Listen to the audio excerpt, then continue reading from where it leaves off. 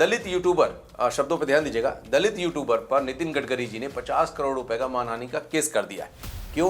क्योंकि वो दलित इन्फ्लुएंसर नितिन गडकरी के बीफ यानी कि गौमांस सेल करने वाली कंपनी को एक्सपोज कर रहा था। महाराष्ट्र पुलिस ने रेम्बल एग्रो एंड फूड्स नामक कंपनी का एक ट्रक पकड़ा जिसमें बीफ यानी गोमांस था। ये कंपनी बीजेपी नेता नितिन गडकरी की है, ऐसा मैं नहीं कह रहा।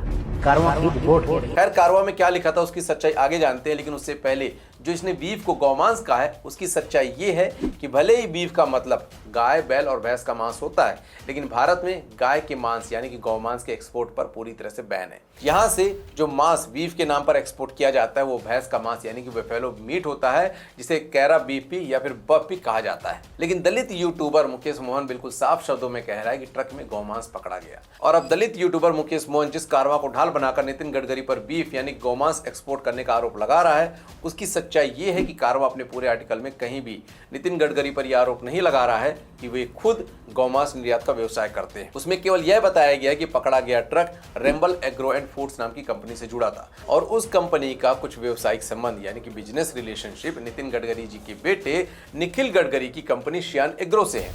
लेकिन दलित यूट्यूबर मुकेश मोहन अपने वीडियो में साफ साफ कह रहा है कि वो कंपनी नितिन गडकरी की है। अब आप मुझे बताइए कि अगर आप पर कोई ऐसा आरोप लगा दे तो आप क्या करेंगे?